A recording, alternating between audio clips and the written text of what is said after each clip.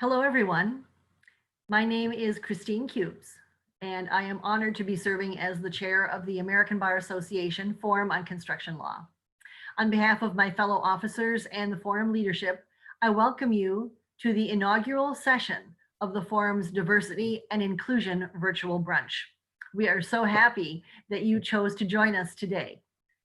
In view of the limitations on our professional lives from the pandemic, the forum has developed this brunch as a way to foster connection during the months that we do not have in-person forum meetings. We will be hosting this brunch monthly, so please do mark your calendars to join us on the third Thursday of each month through the fall to gather here for fellowship, education, and inspiration. If you are already a forum member, thank you for your support and your participation here today. If you are not yet a forum member, I invite you to consider joining us. The forum is the largest organization of construction lawyers on the globe and is the place to find collegial association, a collegial network, a community of professionals, and resources to support your practice. So please visit us at ambar.org/construction law. The forum is committed to diversity, inclusion, and professionalism. We have an active diversity and inclusion committee, and you'll be hearing more about that. We offer 3-year diversity fellowships. We have diversity scholarships for all of our national and regional meetings. We have an action plan to foster organizational transparency and access to opportunities within the forum for all members. We believe in people, and we put our money and our time where our mouth is when it comes to building an environment of inclusion for all construction lawyers in the forum. And through this brunch and others like it, we hope to foster a culture of inclusion in the overall community of construction and design as well. So our sincere thanks to the Forum Diversity and Inclusion Committee and its chair, Nick Holmes, for planning today's event. Without further ado, I'm honored to introduce you to Ed Gentlecore, who is Chief Legal Officer for Michael Baker International and one of our Forum Governing Committee members. Ed will serve as the MC for today's event. Ed, take it away. Thank you very much, Christine, and good day to all. We are excited that you have joined us for our inaugural Diversity and Inclusion Brunch.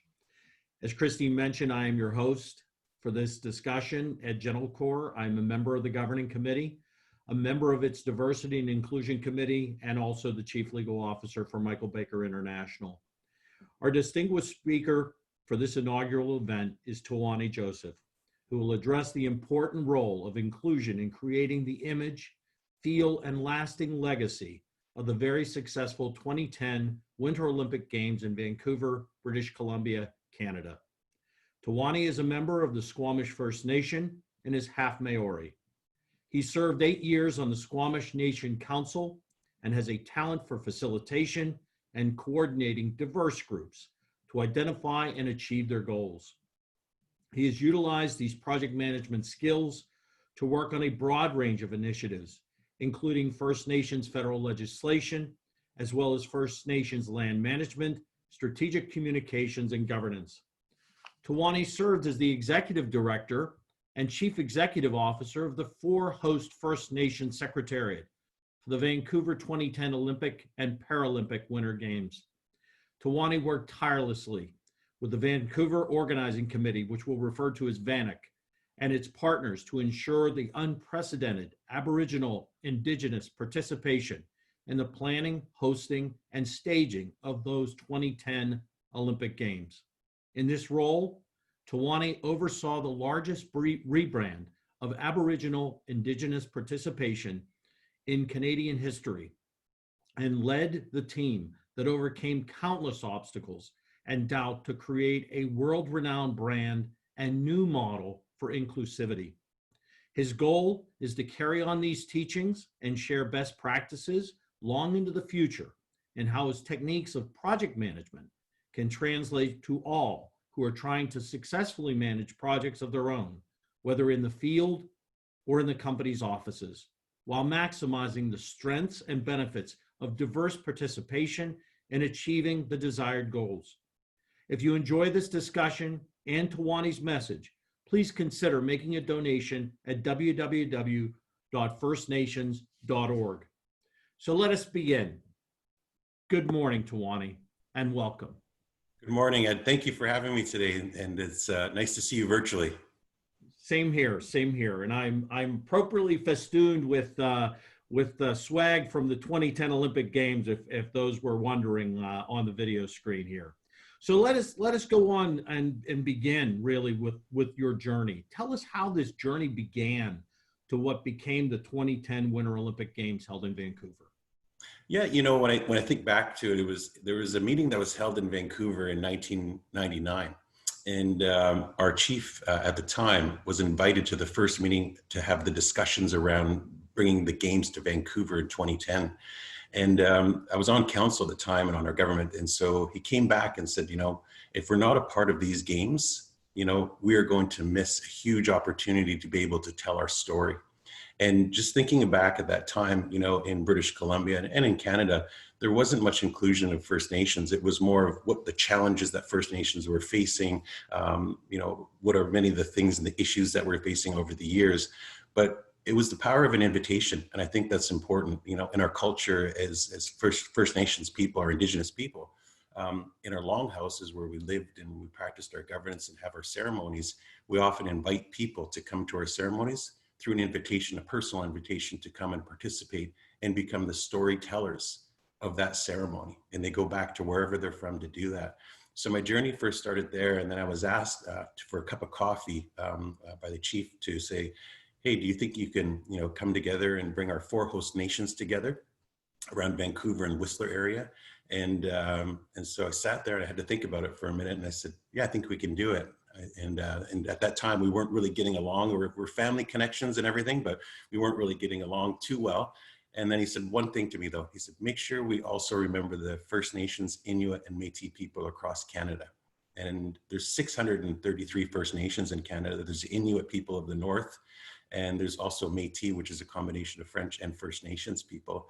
So I had to think about it for one more moment, and I said, yeah, I think we can do it. And Canada's a pretty big country, but it meant that personal invitation for me, I had to travel across the country to do this work. And so that was really the start and genesis of it for me. And then it took 1 year to actually bring 4 nations together through a protocol agreement to say, what is our goals, what's our objectives, and what's our values that we stand for as nations, as peoples. And so 28 meetings later, we actually negotiated a protocol agreement, and that started the foundation for us to go across the country. How do you go about getting consensus inside 600 groups, which I'm sure are all diverse in and of themselves, and bring them together to present a message of diversity and inclusion to, I'm certain, I guess it would have been the Vancouver Organizing Committee? Yeah, you know, for the organizing committee itself, the organizing committee is usually made up of, you know, in Vancouver, from the federal government, provincial governments, local and municipal governments. And then what they do is the organizing committee is on behalf of the International Olympic Committee. They pull together the games. And at that time, it was decided that Canada's games would be kind of the model with which we would work. And within that, though, as First Nations or as Indigenous peoples across the country, we are very diverse. We have, you know, some of our peoples live in teepees, some live in longhouses, some in ishkins. And so what we had to do is actually think very clearly and closely about what we had in common. Not just as Indigenous peoples, but as Indigenous peoples with private sector, with the, you know, organizing of the games, as well as the International Olympic Committee. And that was the very first start of how we started to think about inclusion. It was focusing not on the differences we had, which there are many, but on what we had in common. And as we started that work and the foundational work to go across the country with First Nations and Inuit and Métis, I asked one question. I sent the invitation and said, I'd love for you to come to Vancouver in 2010. So I did travel to every province and territory in Canada and sent a personal invitation to those groups within those areas. But also I said, if you had 1 minute to tell your story, what would you tell? And I need you to come tell that story in Vancouver in 2010. And that was really the start of those that kind of put up their hands and said, yes, we'll join you and we'll come with you on this journey. What we knew that is that because we couldn't tell the story of the Inuit people of the North, we couldn't tell the story of First Nations in Ontario or other provinces. And so we needed their help. And so by focusing on what we had in common and asking them to tell their story, that's what really started us on that journey of being able to build consensus among different groups. And so how did you originally approach Vanek and the IOC with this idea that, look, we really do need to have the participation of these Indigenous groups within Canada? How do we have a seat at the table, if you will, as a part of the Olympic Games? Yeah, we were very fortunate that we had our chief from our community sit on the organizing committee itself, which I think was really important.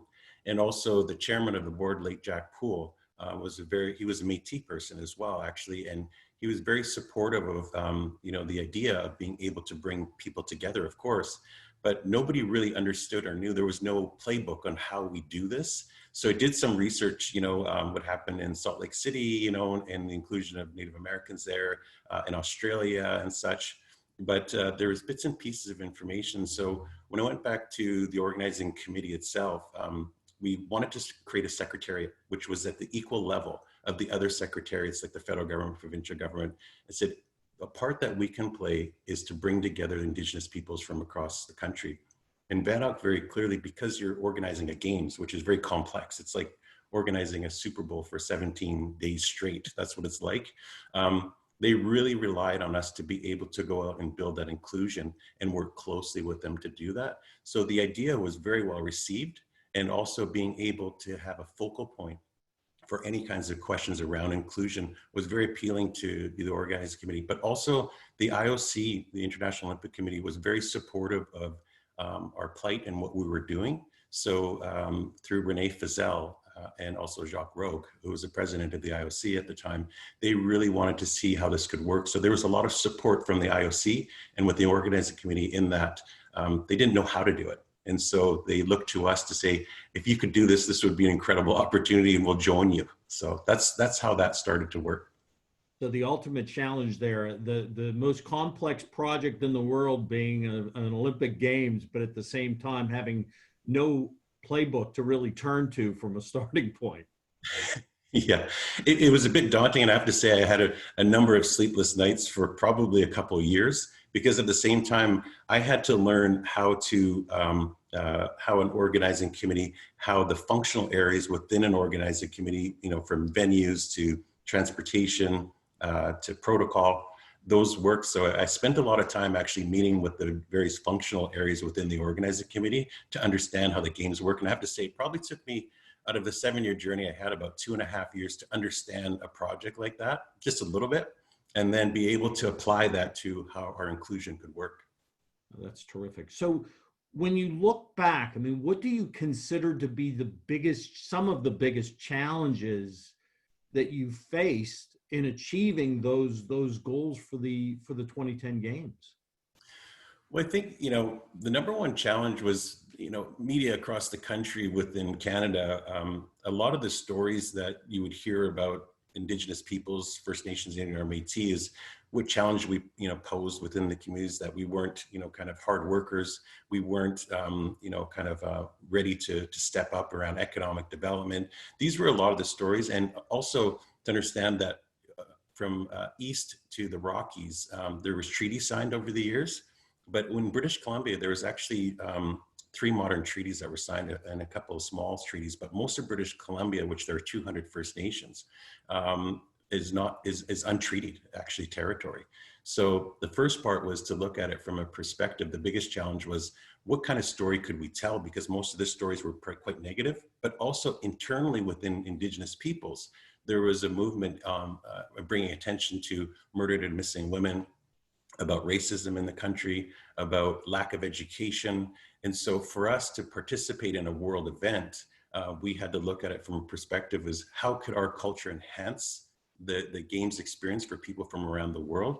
So that was the first challenge, was to look at what issues we were facing and how could we actually bring attention to them in a way that would be productive and use the games as a model for us to say and point to and say, yes, we can do it here. So that was the first challenge, was internally, was to look at it from that perspective. But also there was Indigenous peoples that did not support the Olympic Games. They didn't support what it was about. And so as we started to meet with some of those folks, the attention that they wanted to bring was around Canada not signing on to the United Nations Declaration of Indigenous Rights, around murder and missing women. And actually what we found was that we didn't disagree with that. We were just saying, how can we also bring attention to it? So that was the first challenge. And I have to say that was probably the biggest challenge, being able to look at it and say, okay, again, what do we have in common? We don't disagree on these things, but how can we do this now? And what we started to do was weave that into the fabric of the organizing committee, from the torch relay and other types of activities that happen. So, you know, an example would be, you know, a chief from a First Nation out of the 117 would say, you know, we're facing issues here in Ontario, or we're facing issues here in Alberta. So that's great. If the torch comes through, why don't you talk about those issues? Because Olympism and the torch itself stands for these values, but why don't we bring our values into it? And why don't we help tell that story? So that was really the biggest challenge. But what I found was that once we found a solution and a path forward, we started to weave that into the whole 200 initiatives that we worked on in the Games. Okay. Talk a little bit more about that torch relay, because I know in our prior conversations, you know, you mentioned how it really was used as a way to bring all these diverse views together. Can you talk a little bit more about the torch relay process itself? Yeah, you know, working with the organizing committee was really incredible, because what we had was that as we met regularly, which we did, we're all in the same offices actually, as the organizing committee and the secretariats. And so the organizing committee actually went back and we asked them to ask one question within their 80 functional areas or business lines, is that how could Indigenous participation play a role in your functional area? And one of the roles, one of the areas of course, the torch relay. And that's really a way to bring people, bring a country together and build up towards the Games. And so what we did with the organizing committee functional area around torch relay was that we actually incorporated our culture. And so the way we did it was we actually, with each of the torch coordinators, we actually had a blanketing ceremony for them and said, you're our message carriers for the organizing committee and for us. And also when it came to the 117 communities that the torch relay went through, we actually picked up the phone and called every single one of them and said, the torch is coming your way. And so we will have a coordinator that's from the organizing committee, but they're our message carriers as well. And so as that kind of started to get coordinated, you had municipalities working with First Nations that never ever worked together before. And so for us, that was an incredible journey, but it did have one situation back in Quebec. And so the First Nations Longhouse people, the traditional people, didn't agree with their government. And so we had an agreement with their government as a First Nations government. And I happened to be going to a meeting in Ontario, and I got a call from the Longhouse people, and they said, Tewanee, you know, you didn't meet with us. I said, well, I didn't know I was to meet with you. And so part of this is to be able to, you know, learn as you go, for sure. But what happened was, he said, well, you should have met with us. And the torch relay was going through on Tuesday, and this was on a Thursday night. And so what could have happened was that, you know, the Longhouse people could have protested, you know, significantly the torch relay. And so I said, okay, well, I'll come meet with you. I'm in Ontario now. I'll fly right back to Montreal and I'll come to your community tomorrow. And so jumped onto a plane and went back into Ganawagi, which I was there just 2 days before, and met with the Longhouse people. And we talked, and they said, we don't disagree with what you're doing, but you know, we have issues with the police authorities. And I said, okay, I understand. And with the torch team at the organizing committee, I said, when I leave this Longhouse, we'll try to find the best solution for us. And this is Friday morning now, and it's going through Tuesday. So we had some really hard thinking to do in a hurry. And so by working with the functional line, with the torch team itself, they said, yes, why don't we use the local police force, the First Nations police force, and we don't have to bring in the trucks and all those things. And over the weekend, it went back and forth. But Monday morning, I jumped onto a plane. I went back to Montreal and met with the Longhouse people. The torch, I went and picked up the torch itself, the flame. We had flame carriers that were youth, Indigenous youth, that traveled all to 117 communities across Canada, as well as other provinces and territories. Picked them up, and we drove into Kahnawake, which was the First Nation there, and got out of the car. And Elwin Morris, who was a Canadian Olympian from Los Angeles Olympics in 1984, he's a gold medalist. He was waiting there, and he says, just gives me some cash of $20 and $50 bills. I don't know what this is for. And I take it and I put it in my pocket, and the media are all coming to hovering around and stuff. And so there he goes, lights up his torch, and he goes into the middle of Kahnawake. There's a few protesters, about 5 protesters on the side, but there's 500 people from the local First Nation waiting for Elwin and this great Olympian that from their community that represented their people. And there we were on the back of a pickup truck, and Elder blessed the flame, blessed Elwin, and said, "We need more Olympians like you." And that was the time that I knew that we had really made a difference, in terms of the stories that we told, but also in the games itself. So the torch has the power to do that. And I learned after, as I was driving to meet the torch team itself at the next stop, that the money he had given me was for the flame. You could purchase the actual torch itself. It was about $300 or $400. And so I'm like, here's this money. Oh, he could have just kept it, So that was really, I think, a shining example of overcoming obstacles, because we had a great foundation and we were weaved into the fabric of the organizing committee itself. I can't help but to pick up the theme that conversation was a big element of the success of bringing all these diverse people together. Can you talk a little bit more about that? I mean, you've touched on it a bit, but can you speak to that a bit more? Yeah, the ability to have conversations and respectful conversations is important. And I think one of the things that I'd learned personally, going into meetings, is that listening to the various views of folks and different people, they come from a place that's important to them. And so as we started to have dialogue and have conversations, not all of them were easy.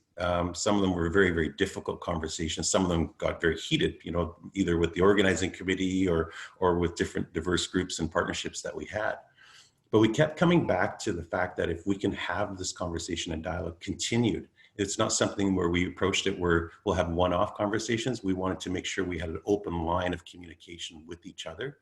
And that allowed us the ability to find what was important from each other. And I think that's what I found was, for the organizing committee, for example, these were Canada's games, and that was the brand promise that was made around Vancouver 2010.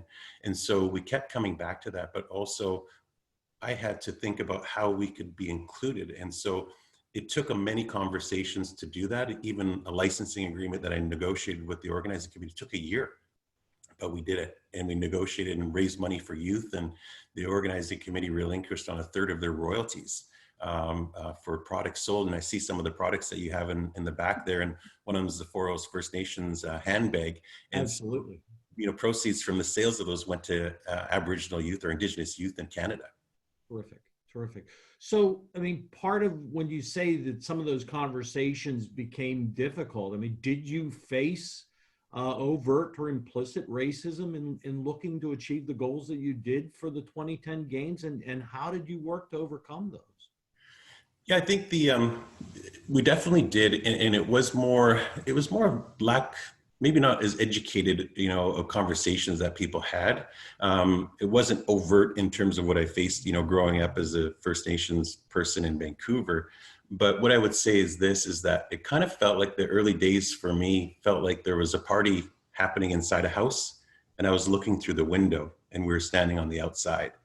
And so the conversations, that I had early days was kind of like, well, it wasn't common practice to include Indigenous peoples, even to, have in, ceremonies or events and those kinds of things. And so we had to start this dialogue. But I think for me, it was seeing the different types of maybe just lack of education of how it could work, and maybe some of the perceptions that people had through media and such of our people. So we made a promise to each other. We had a very small team, and actually was very fortunate because we had a very special relationship with the organizing committee. I had the chance to lead not only their Aboriginal participation team that they hired, but the staff that I hired as well. We actually worked as one team. And so that's where the education within the organizing committee really did start. But at the same time, those were some of the challenges early days, was that people didn't want us to succeed. And so what we made a commitment to as our team is that we will be the hardest workers. We are going to respond quicker than anyone. And if people need our help, we're going to be there. And so the team really took that on, and I didn't ask anything more of them as I asked of myself. So there was many, 15-hour days, 18-hour days, and during the Olympics, 22-hour days sometimes. Wow. So when you also, I know you mentioned some of the items I have here behind me. So how did you work to incorporate some of those images into the overall themes and look and appearance of the games? I mean, because again, that's another part of the planning process, is delivering the message of the games in terms of the logos and the appearance and the color schemes and the opening ceremonies and closing ceremonies. How did you work with VANOC and the IOC, as well as the Indigenous groups, to bring that look and feel of the Aboriginal people to the Olympic Games? Yeah, and I think it stems back from what we were talking about earlier, in that as each of the functional areas we met with, from the medals team to, venues and such, the brand actually, in the early days of the Inukchuk itself, which was an Inuit symbol, prior to our close engagement with VANOC, there was actually an open call for the symbol of the games for Vancouver. And it was a non-Indigenous person that won that. And so VANOC, understood that, because it was an open competition, but it did represent an Inuit symbol of the North, which I thought it's a great symbol. And so VANOC, after that experience, said, we do want to work with you closer on this. And so that simple question that was asked within the functional areas, how can Aboriginal participation play a role? It was actually VANOC that came back with a number of ideas.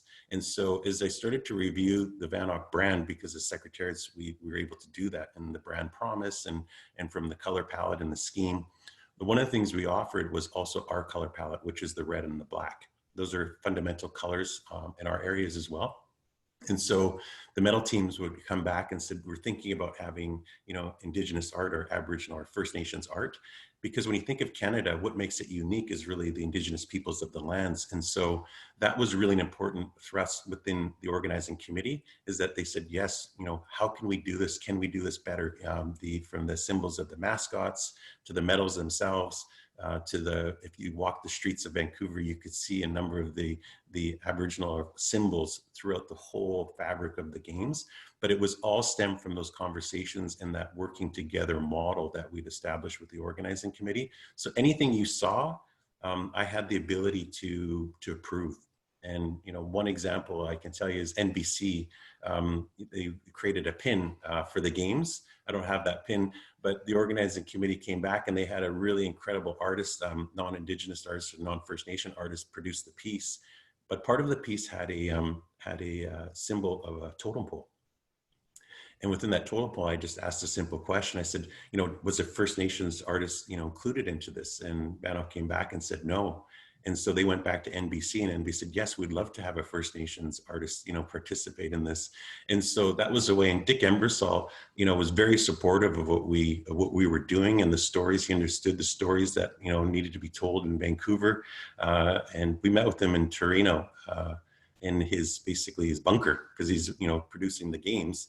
And he really understood that, telling these stories within Vancouver are going to be important, the Indigenous stories and the First Nations stories. So again, that was part of, from the IOC to NBC, everybody had this view, like, can we do this together? So those are the kinds of, and how it worked in terms of the symbols, and also the participation from even Canada's jersey itself. It had First Nation artists from Musqueam that helped design that, right? So I was going to ask you about that, because I noticed if you do look at the design of the maple leaf crest, I noticed there's a lot of very intricate detailing and artistry within that. So that is another example of the influence of the Indigenous groups in the games. Absolutely. It's a Musqueam artist, Deborah Sparrow. And so she was actually contacted by Team Canada herself. And what was interesting about this story, Ed, is that as we were working with the organizing committee, other countries were really interested as they started to see more stories about us. hearing more about what we were doing with the organizing committee. Team Netherlands, actually, their symbols of the games were from a West Coast First Nation artist. So if you look at their jackets for Team Netherlands, Team New Zealand, actually, because I'm half Maori as well, I just happened to meet with their chef de mission, and they actually commissioned a feather, which is in basically their fern. It was to pay tribute to the local First Nations here in Vancouver. So I actually went and went down to New Zealand, met with the Olympic team, flew down there, and invited them personally, and we hosted them in our community. But to pay tribute to the lands at which they were on, their fern was also a symbol of the feather as well. So countries started to want to do more, and so it started to happen, and it grew momentum as we went through. Oh, that's terrific. So let me ask though, because we've already spoken about the 600 different groups, and of course you have multiple territories within Canada. Canada certainly has its own diversity even among those various territories, and then there's also a diverse cultural population. How do you work to really bridge all those gaps and bring all those different messages and views together? I mean, not just within the Indigenous peoples, but even in a broader respect within the entire country of Canada. And that's really that partnership with the organizing committee. We all work together on that, and the inclusion of diverse cultures was really important, and genders and also ages. From youth in the opening ceremony, there was over 300 First Nations youth in the opening ceremony, representing all regions in Canada. But also, we started to focus in ourselves as the Foros First Nations on diverse cultures within Vancouver.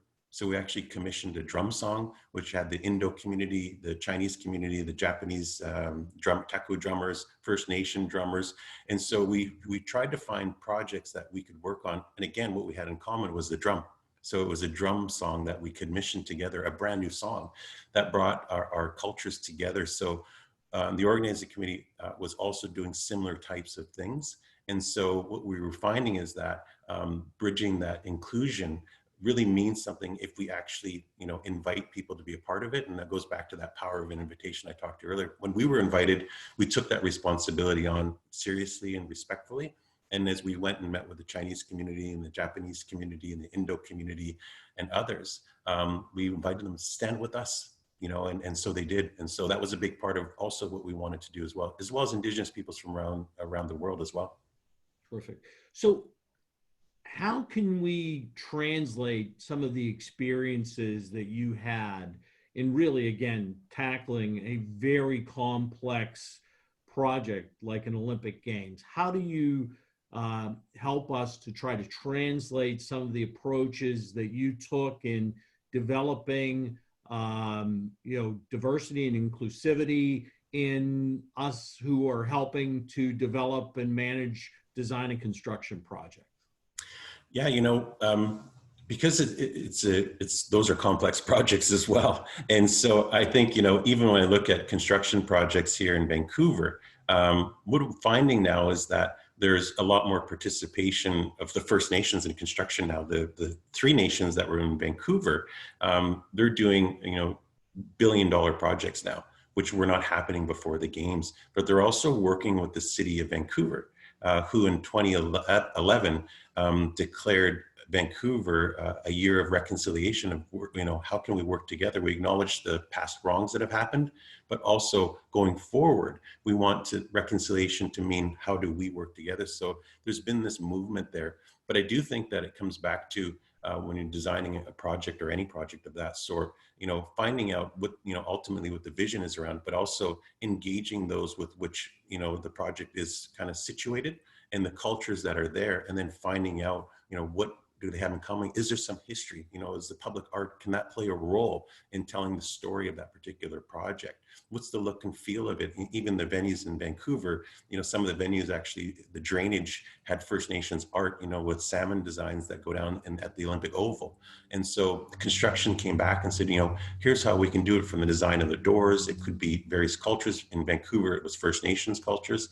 But that's what I find with design and construction, but also being able to find out and ask people the question. And that's what I found the biggest takeaway for me was being able to ask questions. And once we were able to do that, I think it made for a better vision around it.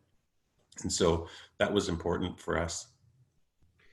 You mentioned the 2011 Declaration of Reconciliation. Can you speak more about that, and also more broadly what you would say has been the legacy of the games, its impact on the local community, the impact on the First Nations groups that were leaders in the area, certainly even in a broader respect, the Aboriginal Indigenous people of Canada. Can you speak to that and really sort of again try to tell us about what came of the 2010 games?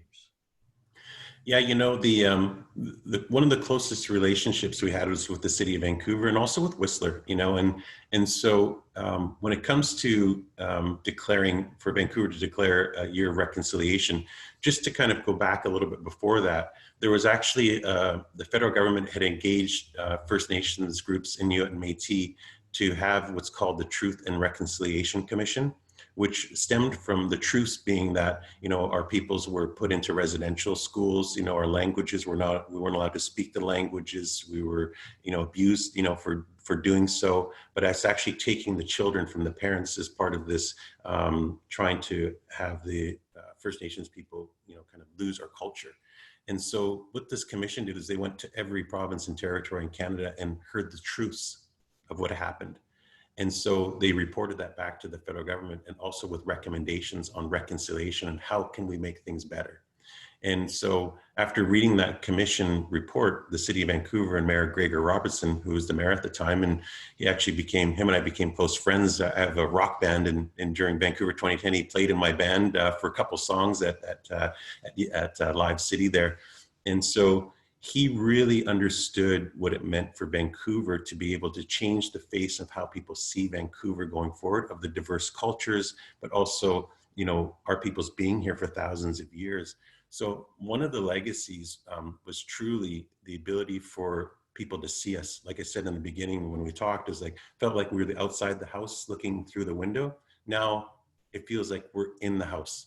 And there's many projects happening, and First Nations now are getting into construction projects, you know, up to 8,000 units that they're designing and building in Vancouver.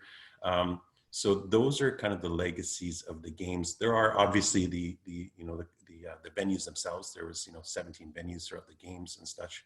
But I do think it's really that openness for people to now see our people, and for our people to kind of stand up and say, here's how we can make a difference. Here's how we can make it better. So those are some of the real legacies around the games that I learned, that I still see today, that are happening in Vancouver and across the country. And, you know, when I hear stories of First Nations that never worked with municipalities before the torch relay, but they're continuing that work together today, those are the kinds of things that can make a difference and change the direction of a country. And I think that's what it did. Absolutely. That's terrific. So to give everybody a better feel, I mean, I was, again, I'll confess, I was very fortunate to be in Vancouver for some of the events during the first week. So, but when you talk about the venues, you touched on it briefly, but you could give everyone a bit of a feel of the vast area that you were covering. You mentioned Whistler and certainly even downtown Vancouver, but can you mention some of that? I think it adds to the challenge of the complexities that you all faced. Yeah, it was definitely hugely complex. And I think that the partnership, we really relied on that. I mean, you're looking at the venues that were created from the sliding center, you know, up in Whistler. And Whistler from Vancouver is probably about an hour and a half drive up the Sea to Sky Highway. But when you drive that highway now, on the signs, you actually see Squamish language as well as English language. As you drive up there, there's actually kiosks that weren't there before that you can learn about the local First Nations there. And then with the projects themselves, from Rogers Center, which hosted hockey, the gold medal game in hockey, which was an incredible final. There's still artworks there that kind of, and there's also information booths that you can see about the culture. So, you know, the design of those venues themselves, the complexities around actually putting together those venues, And I was fortunate because I worked with, his name was Dan Doyle. He was in charge of venues for Vancouver 2010 games. Him and I also worked very closely on the Aboriginal participation in the games. So he and I became very close in terms of being able to look at challenges and overcome them, because really challenges came every single day. And we had to kind of deal with them, and find a path forward and then move on to the next one. And so within a day, we'd probably have 10 different challenges that I would face. And then we would kind of move on from there. But I think that's because of that foundational ability to have dialogues and find solutions to things very quickly. That was the biggest difference. So we didn't work kind of apart, kind of with a line drawn in between. We worked very closely together. So when you look at, again, the accomplishments, how do you help us translate some of that in terms of again, embracing diversity and embracing inclusivity, and making sure that that's part of your process? And certainly, how was, in your own views, what was the benefit that you derived from having that truly inclusive participation in the games? Yeah, for sure. And I think, finding the values or the principles first around inclusion, for us, it was respect, understanding, and partnership. Those are the three things that we really did focus on. So having the ability to be respectful to each other, as an organizing committee and as First Nations, and even from First Nations or Aboriginal people to each other. That was the start, but also building that understanding, which was finding that common language and understanding what we have in common. And I think that was the second part of it for us. And then the partnerships, and the partnerships became this, kind of, when you talk about partnership, it could be very light or it could be very, very deep. And I think that when it came to partnership, those are examples I would give you, is that we were able to have tough conversations about medals, about venues, about protocols, as our chiefs were recognized as heads of state, for the first time in history, at the same level as the Prime Minister of Canada, and sitting in the presidential box in the opening ceremonies. That was the protocol that they were respected at. And I think that the partnership for us became a series of the abilities to look at a challenge and how we overcome it, but based on those values that I mentioned earlier: respect, understanding, and partnership. And I think that's what we talked to a lot of our partners. We had over 90 partners, just the 4 nations alone. And that included, not only the Aboriginal people in Canada, but that included, private sector companies as well. And so for us, we had to manage those partnerships, but it was all based on those values and principles that I just talked to you about. So for us, that's what I think made the biggest difference, that I believe can translate to any kind of project, as kind of a foundational piece. And maybe the nuances are different, and you find those, but once you have those conversations, that's how it worked with the organizing committee for us. So speaking of having some of those difficult conversations, I know we talked previously about an experience that occurred in connection with, there was a cultural pavilion that was in downtown Vancouver, and there was one of the Indigenous groups that wanted to present their clothing. Could you speak a little bit to that, and how you overcame even that challenge that you probably couldn't have quite predicted was headed your way? No, for sure. And I think that one of the groups that was one of our partners was actually, it's called the Inuit Teperit Kanatami, and they represent the landholders in 4 regions in northern Canada. And so they have the government there. And so we had engaged them as a partner a couple years before the Olympics itself. And part of their culture was, part of our partnership was that they were going to come to Vancouver to the pavilion. And we had a pavilion in downtown Vancouver that showcased all of our partners, actually. So each day you would have a different First Nations grouping, an Inuit grouping, Métis grouping. And so what I'd learned from the organizing committee is that that the Inuit wanted to showcase their sealskin clothing, traditional clothing. And so, and it has been a part of their culture and is part of their culture in so many ways. But there's also a number of issues around sealskin itself, worldwide. And so the organizing committee, I don't think we can do this. I don't think you should do this. And so I called our partner, her name was Mary Simon, she was the president of the Inuit. And I said, Mary, I said, you know, we have this issue that's come up. And how about this is that you're a partner with us in these games, and I cannot tell your story. But if you come and you're able to respond to questions that arise, you know, with anyone, from the media to anyone else, then we'll have it in our pavilion. And she said, absolutely, I'll be there. And she flew down. It's part of the games anyway. And they showcased their clothing and their sealskin clothing at our pavilion. And our pavilion had, in about 21 days, about 320,000 visitors. So we had a significant amount of people come through. We were one of the most successful pavilions in the games because I think the diversity there.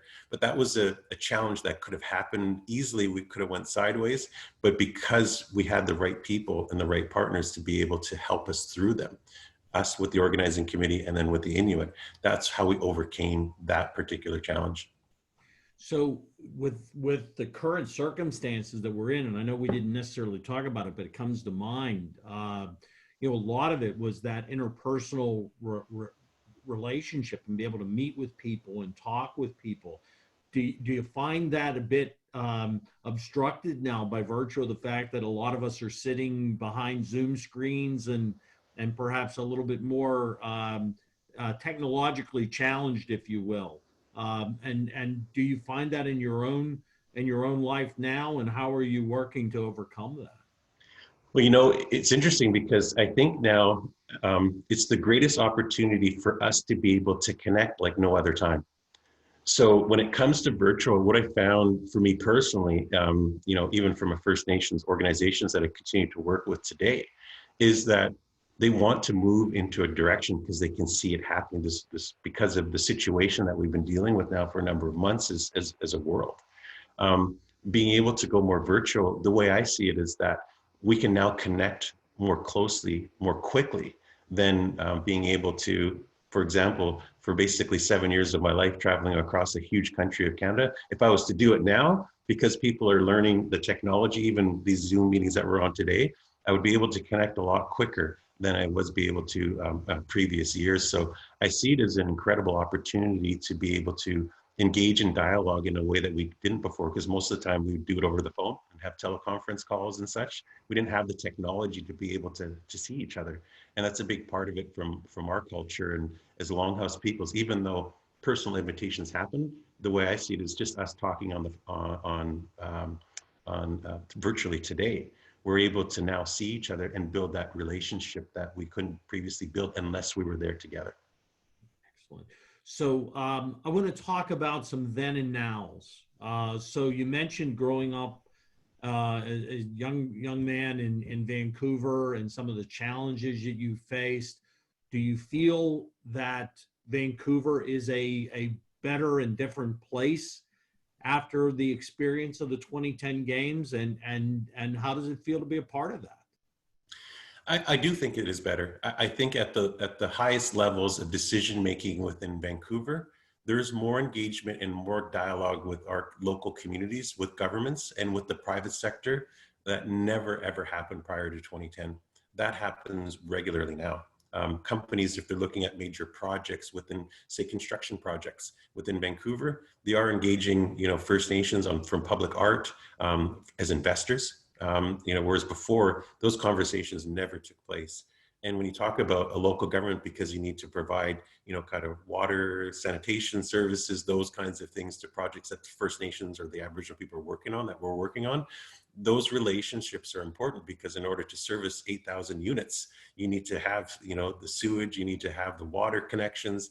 And so without having that work, you know, happen leading up to Vancouver 2010, but now seeing what has happened since, just in Vancouver alone, I see a significant change in the way that we work together. That prior to 2010, it just never happened, to be honest. It was kind of, we'd have one meeting now and then, and, you know, with the local government, but now it happens regularly. And I think I'm proud to be a part of that change when it comes to, you know, being able to have the view and perceptions that I talked about previous to 2010, which was quite negative stories all the time that came out about our people.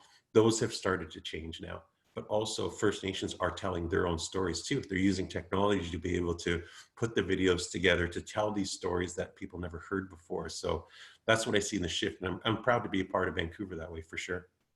Terrific. And let's talk about sort of again we're 10 years from when the Olympic Games actually occurred there in Vancouver. And certainly I know one of the other big elements of the games was sustainability. Do you see that those commitments to sustainability were also did that also build its own legacy there in addition to the inclusivity legacy of the games? Yeah, I think the sustainability part has been really important. And I think that, the inclusivity for sure has been a significant part. Any sporting events that come to Vancouver, and I've been lucky to work on the rugby sevens, and that's a partnership, that happens between the city of Vancouver, between, Rugby Canada and the local First Nations, but also the sustainability of the process for which we work together, I think has been one that has lasted beyond.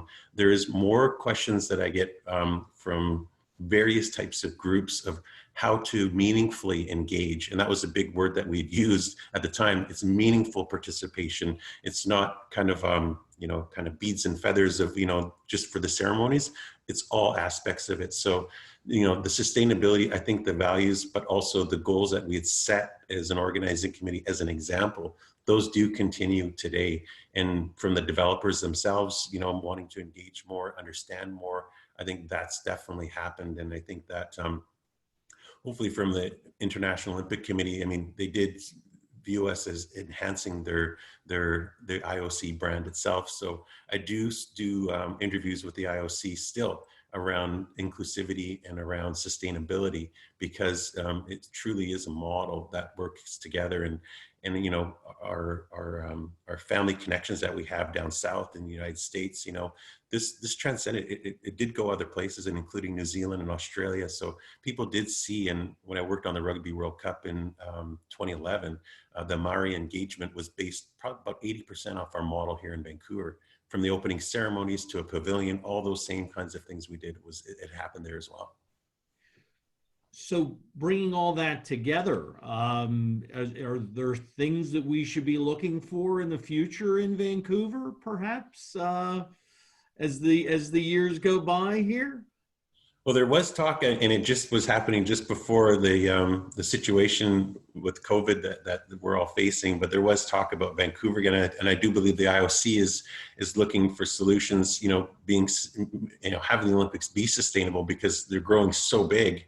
In terms of being able to even host an event, and certainly what's happening over in Japan. With the pandemic that's happened, I think it poses some serious challenges and investment from a country. So I hope down the road that we kind of relook at Vancouver. A number of venues are here in Vancouver, but also it's a great model, and I think it would be different. But I would love to participate in, like you, Ed, and go to the venues and experience the games in a way that I wasn't having to work in the games. I just want to go experience the games. So I think in the future that would be my role. That would be. I would love to be able to join you there as well, because it was an incredible experience. So. We're getting close to the hour, but I do want to touch on a point that you just made, and that was spreading that message of inclusivity, and how it didn't stay just in Vancouver, and it didn't just stay in amongst the host nations, but also the country and even beyond Canada's borders. Can you talk to that? And again, perhaps, inspire us all to help to spread that message powerfully in our own spheres of influences and communities. Yeah, and I hope that Vancouver is looked upon as a time where it was a transformation. And I think that within Canada, looking outside of Vancouver, just a few years back, we had the first Indigenous or Aboriginal, Indigenous, and First Nations. You hear me say those words are all kind of we could use them interchangeably at this point. We had the first First Nations woman be the Attorney General of Canada, and that's incredible to me. I never thought in my lifetime I would ever see that. And so I do think that because something happens, we can point and say, if it happened there, it can happen here. And I think that's part of hopefully the message that that everybody can take today is that, you know, when it comes to youth, when it comes to gender, when it comes to respect for inclusion and cultures, find ways to be able to include them. And we were very big on having the youth participate in what we're doing. We were very big on being able to find ways, even around accessibility. You know, we were very mindful of that, and our elders that needed accessible access to our venues, you know, so we asked the questions, and don't be afraid to ask those questions, because, you know, people would feel, I think, that, hey, you know, maybe I wasn't a part of something before, but I can be a part of it now. People would take that, you know, respectfully, I do believe, in most instances. And for us, that's what we did. Because someone simply asked us to be a part of this, then it was up to us now to take the responsibility to make it the best that it could ever be. Well, it's certainly a powerful statement in support of inclusion. And it is something that I think we all can take back. So any final thoughts for those who have joined us today, to give us a few words of additional inspiration before we all venture back into our own homes and living rooms, or wherever else we have our virtual spaces set up? Well, I'll just share with you my favorite moment in the games was we had our Aboriginal pavilion, which we had, 320,000 visitors. We had a small school. They were local grade 5 students that came in, and we went overboard to make sure that all the students that came in the back door, because it's like, make sure we get these young people into our pavilion, even though we had thousands of people lined up outside.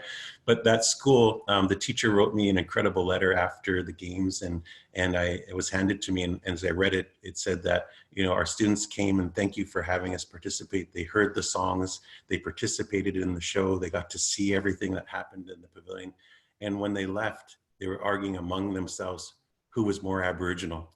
And to me, I never thought I would ever hear that. And maybe I could have had more pride growing up as a person, but as a grade 5 student, I think if the games can have an impact on those young people that way, that I hope all the work that you're doing and everybody's doing that's on this webinar today, they can carry that same message and do those same incredible things. What a terrific note to end our discussion on. I want to thank you so much for the time that you've spent with us talking about your experiences. I also want to personally thank you for everything that you did to make those games a very special experience for those who were very fortunate to attend, and I consider myself among those. I want to again thank Christine and Nicholas for their leadership as a part of the governing committee and the diversity inclusion committee. I will invite everyone to join us on September 17th at 1 o'clock for our next diversity and inclusion brunch, featuring guest speaker Jimmy McMillan, who, in addition to being an attorney, pardon the bad pun here, is a driving force behind the Indianapolis 500 event. So again, Tewanee, thank you so much, and I'll turn it over briefly to Christine for final words. Thank you, Ed, and thank you, Tewanee. I have taken copious notes on your words of wisdom to us today, and the power of inclusion, of respect, of understanding, and partnership. I loved those values that you shared. That is a universal message for any of us as human beings, in construction and design, as lawyers in the work we do in our communities. Tewanee, we need more of your message in our world today. So thank you so very much, sincerely, for your presence with us today. And also thanks to Ed. Excellent interview, Ed. Thanks to Nick Holmes and the Diversity Inclusion Committee. Thanks to Tamara Harrington, our ABA staff, who have made the logistics possible for today. It takes a village to make these kind of things happen. So lots of love, lots of peace. Everyone, please stay safe, take care out there, and join us again on September 15. And again, Tewanee, you're the best. Thank you. Oichika. Thank you again. Miigwech. Miigwech. Chi miigwech. Take care, everyone.